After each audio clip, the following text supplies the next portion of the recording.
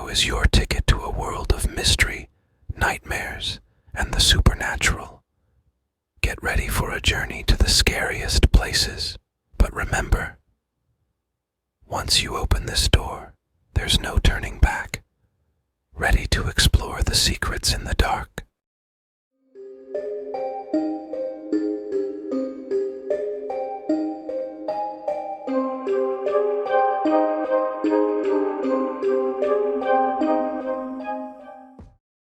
Now close your eyes and imagine this scene.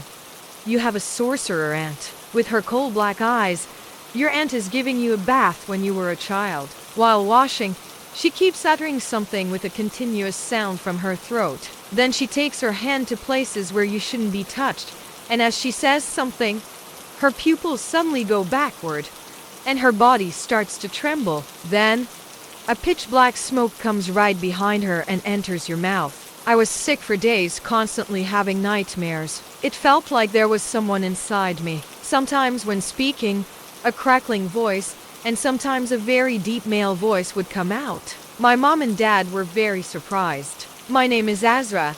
I live in Ankara with my family, and my aunt lives in the next house. It all started when my mom entrusted me to my sorcerer aunt when she went to the hospital. My aunt was a filthy sorceress who deceived people under the guise of prayer and sessions, taking their money. My mother would constantly warn her to quit this business, but my aunt wouldn't stop. That's because she loved money a lot. As I grew up, whatever was inside me was growing with me. My aunt had warned me countless times not to tell anyone about the incident that day. Everyone in the neighborhood already knew about my aunt's Jinn, and sometimes she would even threaten me with her Jinn. One day, I said to my aunt, "Why did you do such a thing? There's something inside me, and sometimes it bothers me. I'm really scared. Aren't you afraid something will happen to me?" My aunt laughed. "Don't worry. Would I wish harm upon you? Everything is for your own good," she said. Years passed, and during my adolescence, my aunt started constantly asking me if I had started menstruating. I had already started, but I kept saying no to my aunt. When I asked why she was asking this, she would say, "When a young girl enters womanhood, there will be some changes in her body. I'm asking to support you." And it had indeed started happening. Nights in my bed felt like there was someone else with me. On nights when hands roamed my body, I would wake up drenched in cold sweat. The dark circles under my eyes became intense due to sleepless nights because I had lost any semblance of a sleep routine. After a while, my aunt noticed this happening and asked me why I hadn't told her. I said, "Aunt, I'm scared," and she replied, "Don't be afraid."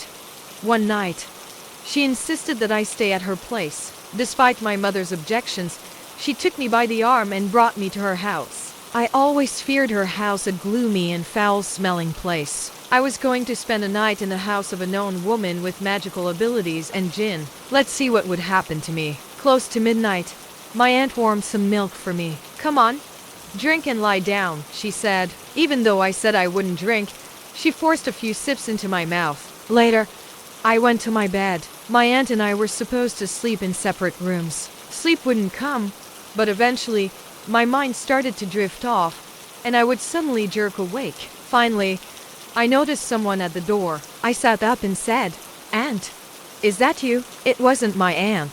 Someone covered my mouth from behind and laid me down on the bed. They held onto my hands and feet. The man standing in the darkness by the door approached. I couldn't see his face or body in the darkness. That night, he assaulted me repeatedly. It lasted for hours.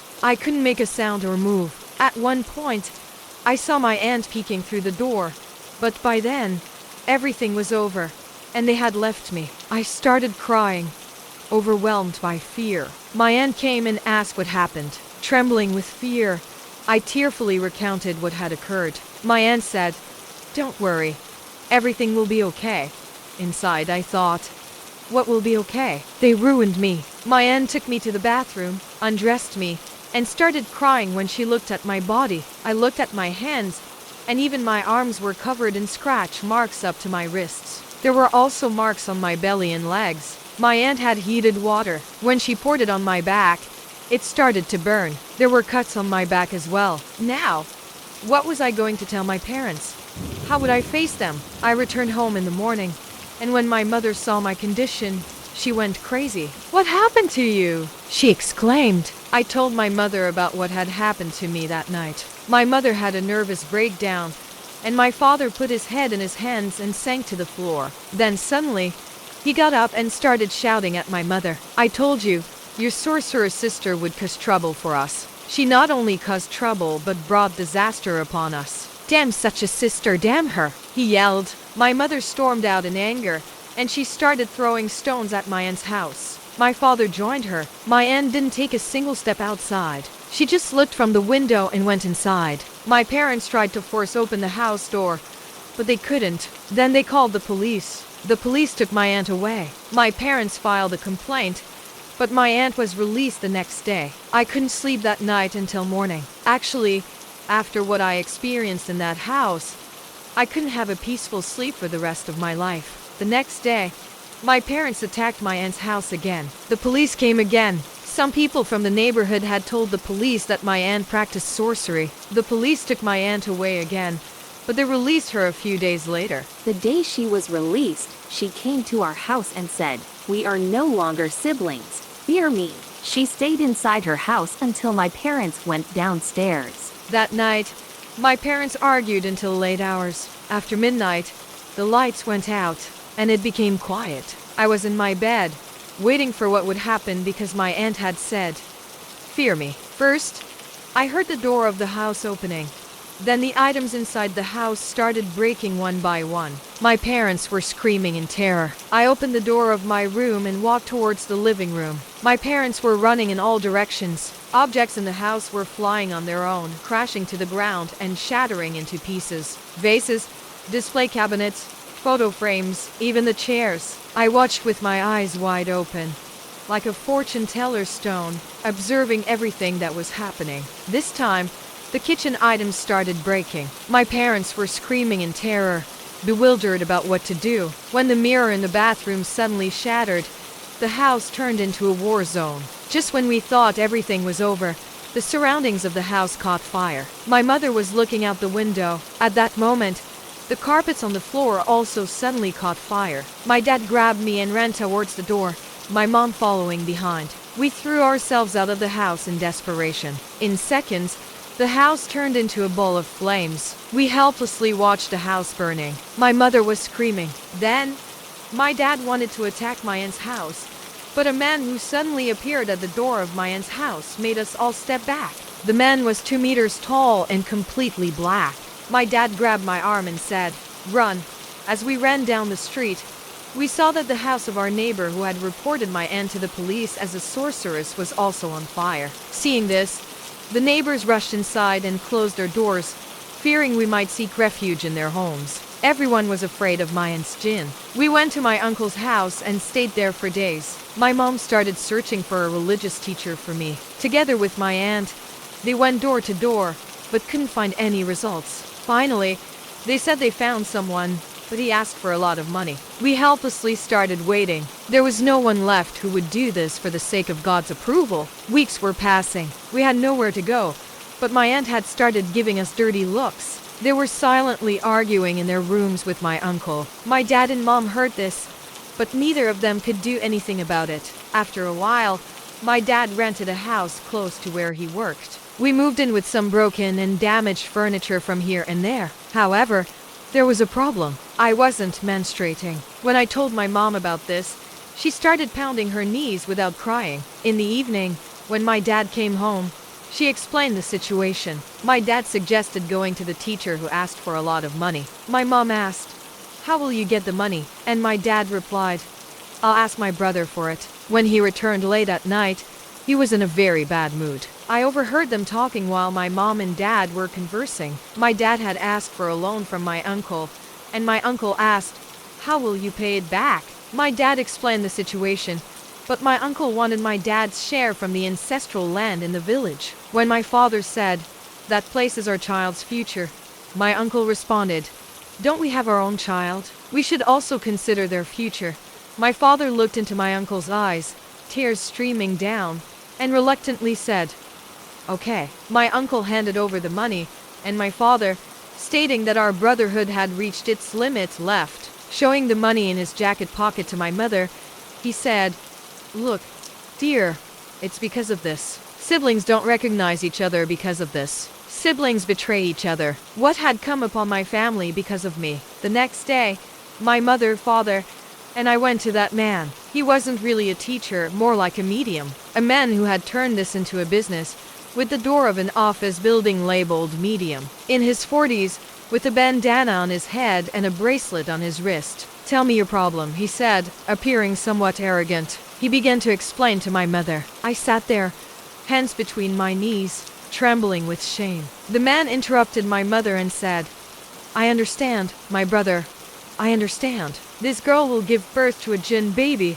My father was furious. "Sort this out, sir, or I'll end up in prison or the grave," he said. The man looked and asked for a considerable sum in the currency of that time. My father gave him all the money in his jacket pocket. The man seemed to know the money in my father's pocket, as if he already knew. He took the money and said, "Now I have an offer for you. We can make her miscarry, but I have one offer that will ensure this money stays in your pocket." My father asked, "What is that?" The man replied, "You will allow the baby to be born. You will bring her here near the delivery. I guarantee she will give birth, and we will take the baby," he said. My father stood up. "What are you saying? Is this baby a Jinn baby?" he asked. The man calmly responded, "Yes, this baby is a Jinn baby. It could harm you, but nothing will happen in our hands. We will raise it and use it in our business," he said. My father angrily replied, "No, absolutely not. You will destroy this baby. I cannot allow that. What if it harms my daughter or something happens to her?" The man said, "Okay, calm down. We can do it your way then." Then he added, "Not today. The business center is crowded. We need to do this at night." "How will it happen?" my father asked. The man said, "Now go. After PM. No one will be here. No one will suspect anything," he said. My father agreed. "Okay." We went back after PM. The man, along with a girl he called Malik, took me into a room. The man had prepared a mixture. "You will drink this, and you will relax, my girl. But first, I'll give you an injection," he said. The man administered the injection. At that moment, there was a stir in my stomach. Is it this early? Is this how it happens? I wondered to myself. I had no knowledge about anything related to pregnancy. The man waited for a moment and then brought the mixture, handing it to me. At that moment, things in the room began to tremble, and someone hid the glass in my hand. But it was not a medium or anything like it. The glass fell to the floor and shattered. The medium and his sister started to get scared. Of course, objects around me started to move slowly. When the medium turned towards the door, wondering what was happening, he received a blow as if he had hit his head on the wall. He fell head first to the ground, and his sister turned into a statue. The man tried to get up from the floor, stumbled, and then someone lifted him by the throat into the air and threw him against the wall. The man lost consciousness. Meanwhile, my parents entered the room. "What's happening?" they asked, and I was crying. "Dad, he's here," I said. "Who?" my father asked, and I pointed to my stomach. I said, "The one who did this." I knew it was him because I have his child in my stomach. The woman, without moving from her place, was reading something. My father took me out of there immediately. We rushed downstairs since it was on the first floor. When we reached the bottom, the windows of the place shattered. We quickly left the area and went home. He didn't want me to miscarry. He was willing to do anything for the baby to be born. While in bed at night, I felt a hand moving on my stomach. I couldn't move. I waited without even taking a breath for a while. I could feel it, and then it withdrew. The next day, my father went back to the office of that medium. Fortunately, the man was okay, and we got our money back. The medium said to my father, "You don't know what you're dealing with. You need to be very careful. If you want, I can provide counseling for you." My father laughed.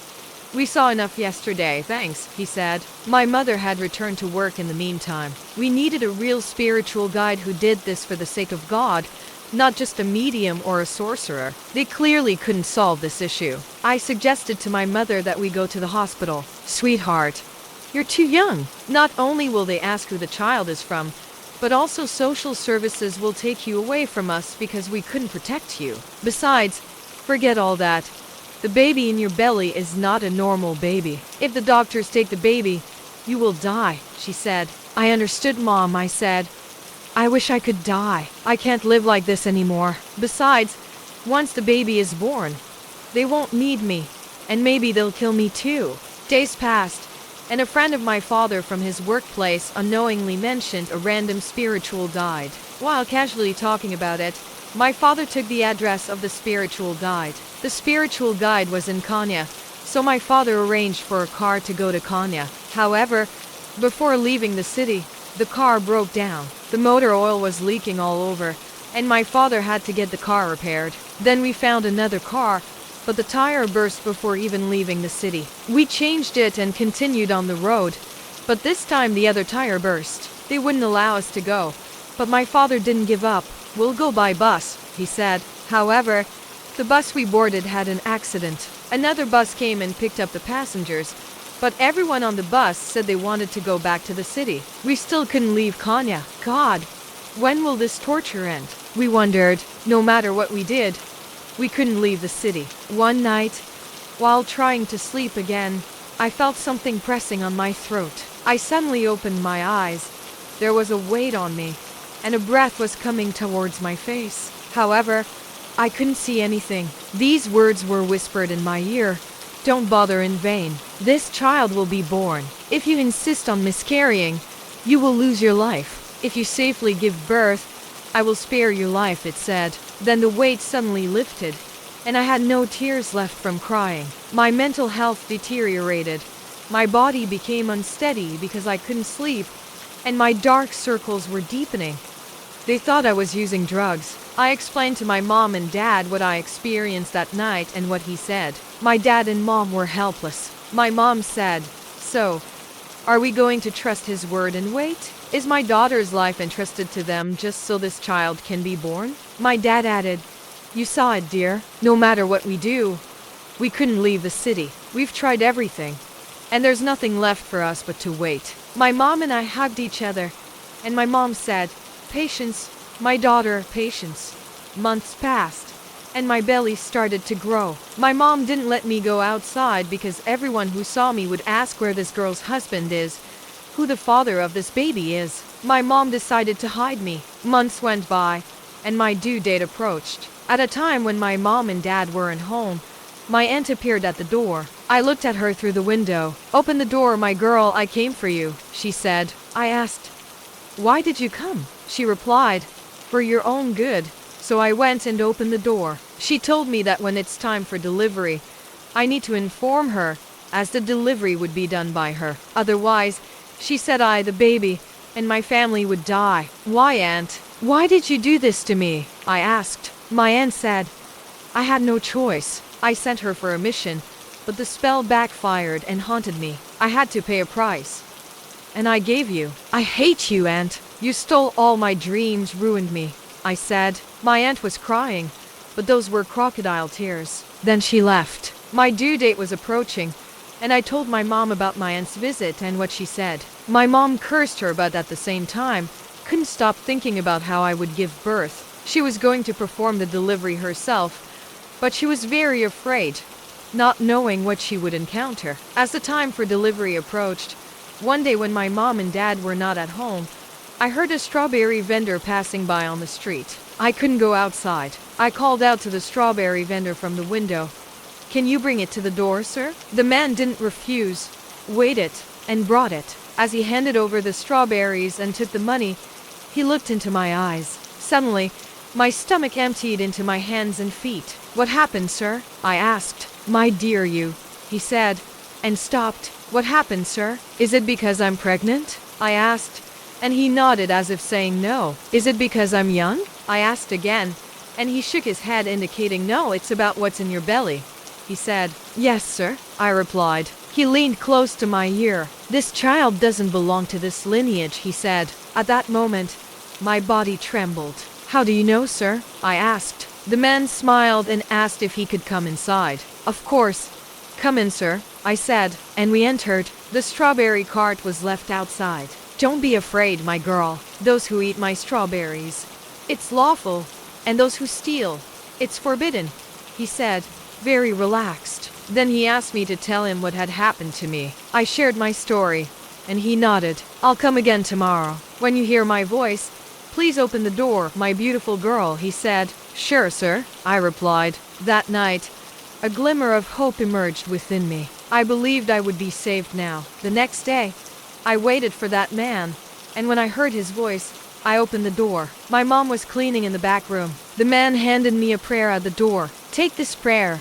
Read it constantly. When you are about to give birth, call your aunt. Let her handle the delivery. The baby belongs to them. Let them take it and go. Let your aunt bear the punishment. You, my innocent girl, this life is now yours, he said. He patted my head and left. As he left, he was shouting, Florist. But how could it be? This man surely had an open third eye, and he might even be a saint. But he was selling strawberries. I was very excited. Allah had sent him to save me. My prayers were being answered, I thought. 2 weeks passed, and my labor pains began. I told my mom to call my aunt, but she insisted that she would deliver the baby, saying she would not call my aunt even if I died. Mom, we have no choice, or we will all die, I said. Stubbornly, my mom had decided she would be the one to deliver me. The pains continued all night, but the baby still wouldn't come. I felt a little better in the morning, but it started again in the evening. Mom, we're all going to die. Call my aunt, I said. When my mom said no again, I told that strawberry vendor. My mom put her hands on her head and said, My girl, why didn't you tell me before? She continued, If your father had gone, it would have ended in a tragedy. I'll go. She dressed up and left. I was alone with my dad, so I told him about the strawberry vendor too. My dad started crying. May Allah be our witness, my girl. He heard our plea. You will be saved, don't worry, he said. About an hour later, my mom and aunt arrived. My dad looked at my aunt as if he would kill her, but he didn't say anything. Then he went outside. My mom and aunt weren't talking at all. My aunt prepared me, and then the labor began. During that time, I could notice different shapes flying in front of my eyes. There was a strange atmosphere. My mom was pacing nervously. My aunt was struggling. And finally, when the baby was born, I screamed. It was as if life stopped at that moment. A man entered. He had a strange appearance. He took the baby in his arms. I couldn't even see the baby. Then he turned to me, said something, but a shield suddenly formed in front of me. I couldn't hear. It didn't affect me at all. My aunt seemed to move in slow motion in her place, staring at that man. My mom wasn't aware of what was happening. When the man looked at my aunt, she seemed to lose her breath and collapsed. Then life returned to normal, and my mom came to her senses. Baby, where's the baby? She asked. I, out of breath, said, He took her, Mom. He took her and left. Who, dear? She asked, and then looked at my aunt. What happened to her? She asked. She paid the price, I said. My dad entered the room. What happened? He asked. They took the baby, Dad. We're saved, I said. My dad said, Thank God, and went to perform a gratitude prayer. My mom looked at my aunt. She was lying flat in the middle of the room. Then she came to me and stopped my bleeding. They buried my aunt that day, and I pulled myself together a few days later. But I couldn't overcome what I had experienced. I closed myself up at home, became weak, and got sick. For years, it felt like I had tuberculosis. Nowadays, I'm doing better, but I still can go outside. However, I know I'll overcome these too, and despite all I've been through, I'll hold on tight to life. Thank you all for listening. Goodbye.